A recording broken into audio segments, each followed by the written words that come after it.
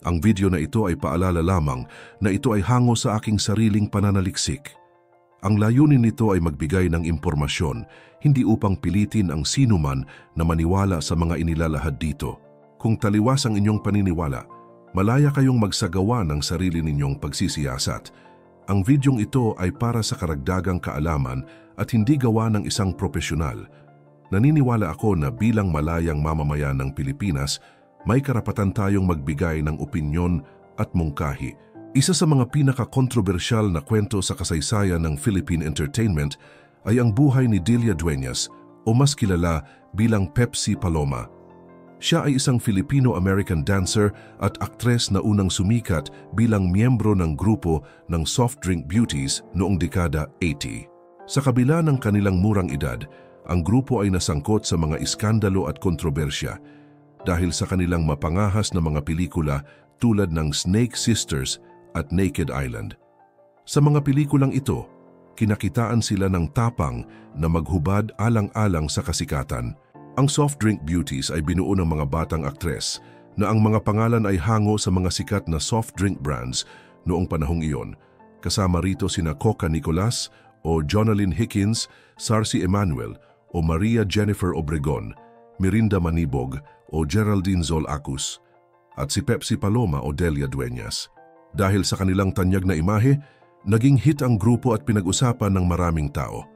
Sila rin ay nakilala bilang karibal ng ibang grupong tulad ng Street Beauties na pinangalanan naman mula sa mga lugar tulad nina Aurora Boulevard, Brandy Ayala at Epifania de los Santos.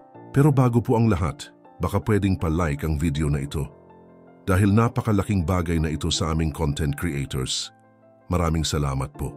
Sa likod ng kanilang kasikatan, may mas malalalim na kwento pa pala ang kontrobersyang ito. Si Ray de la Cruz, ang talent manager ng grupo, ang tumuklas kay Pepsi Paloma noong siya'y 14 na taong gulang lamang. Taong 1981 inilunsad ang kanyang unang pelikula na Brown Emanuele kung saan siya'y 15 taong gulang pa lamang. Subalit, 1 taon pa lang ang lumipas, nabalot na agad ng iskandalo ang kanyang pangalan. Noong 1982, inakusahan ni Pepsi Paloma ang 3 kilalang komedyante na sina Vic Soto, Joey De Leon at Richie De Horsey ng panggagahasa sa kanya sa isang hotel sa Quezon City. Ayon kay Pepsi, ginamitan umano siya ng droga bago naganap ang krimen. Ang balitang ito ay yumanig sa industriya ng entertainment at naging isang kontrobersyang hindi malilimutan. Sa gitna ng isyong ito, nakialam ang nooy hindi pa senador na si Tito Soto, nakatatandang kapatid ni Vic Soto. Ayon sa mga ulat, siya ang nagpakumbinsi kay Pepsi na pumirma sa isang affidavit of desistance upang isantabi ang kaso. Dahil dito, hindi na umusad ang usapin at tila nalimutan na lamang ang kontrobersya sa mundo ng showbiz. Ngunit ito ba talaga ang nararapat na wakas sa kwento ni Pepsi Paloma? Paano nagkaroon ng ganitong kalalabasan? Noong Mayo 31, 1985, isang nakakagimbal na balita ang lumabas nang matagpuan ng mga awtoridad ang malamig na bangkay ni Pepsi Paloma sa kanyang apartment. Siya ay 18 taong gulang pa lamang nang mangyari ito at sinasabing kinuha niya ang kanyang sariling buhay. Sa tabi ng kanyang katawan, natagpuan ang kanyang diary, isang dokumento ng kanyang buhay, na nagsimula noong Abril 26, 1985 at nagtapos noong Mayo 18, 1985. Ano ang mga lihim na nakatago sa mga pahinang iyon? Sa unang bahagi ng diary, nakasulat ang mga salitang I love ya Miss Pepsi Paloma, love always. Ngunit sa mga susunod na pahina, makikita ang mga listahan ng kanyang mga gastusin gaya ng pambayad sa mga gamit sa eskwelahan, dentista, upa sa bahay at iba pa. May bahagi pa ng diary na naglalaman ng kabuang 7,000 piso na gastos at sa bandang ibaba nakasulat ang make it less, it's too much. Tila ba naglalaman ang diary ng hindi lamang mga personal na impormasyon, kundi ng mga pahiwatig ng matinding pinagdadaanan ni Pepsi. Hindi rin nakatakas sa mga mata ng mga awtoridad ang mga saloobin ni Pepsi tungkol sa kanyang mga problema. Binanggit niya ang mga isyu ng problema sa pera, ang kakulangan ng magandang role sa mga pelikula, at ang bigat ng responsibilidad sa kanyang pamilya. Isa sa mga nakasulat ay, wala akong masyadong pelikula. Maraming pa akong gastusin. Lahat ako ang gumagastos sa bahay pati tuition ng mga kapatid ko. Hindi ko alam kung itinuturing akong tunay na anak ng nanay ko. Makikita na puno ng kalungkutan at pangungulila sa kanyang ina na malayo. At nagbigay siya ng indikasyon na ang mga ito ay maaaring dahilan ng kanyang matinding depresyon. Bilang tugon, itinanggi ng kanyang manager na si Babette Corcuera na ang mga material na pangangailangan ang naging sanhi ng pagkawala ni Pepsi. Ayon kay Babette, malaki ang kita ni Pepsi sa panahong iyon at may mga alok pa siyang pelikula tulad ng Dormitory Girls, Savage Girls at May Batas sa Daigdig. Sa kabila ng mga alok at pangarap ni Pepsi, ipinahayag ni Babette na ang mga bagay na ito ay hindi sapat upang magtulak kay Pepsi sa matinding kalungkutan at putulin ang kanyang buhay.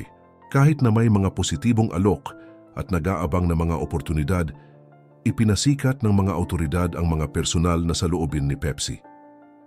Ayon sa kanyang kaibigang si Sarsi Manuel na miyembro rin ng Soft Drink Beauties, nagkaroon na ng mga indikasyon ng depresyon si Pepsi bago pa man mangyari ang trahedya.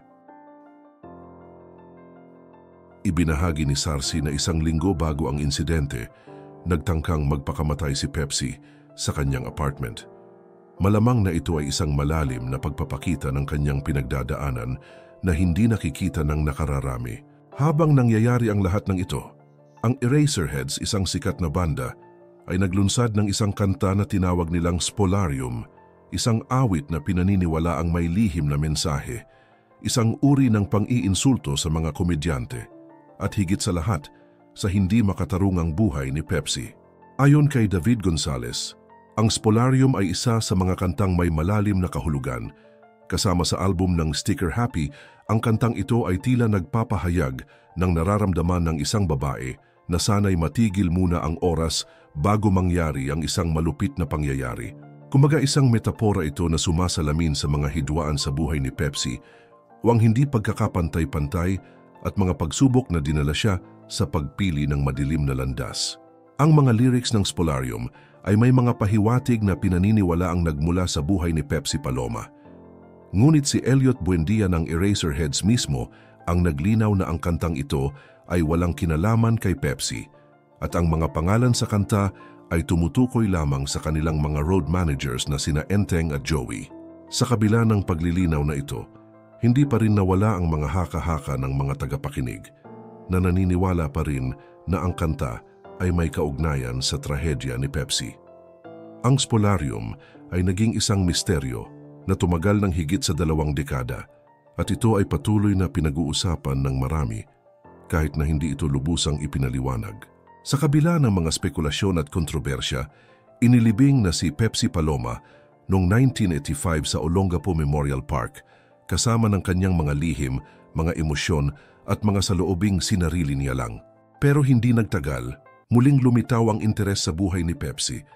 Noong nakaraang taon, isang filmmaker na si Daryl Yap ang nagpakita ng interes na gumawa ng pelikula tungkol sa kanyang buhay.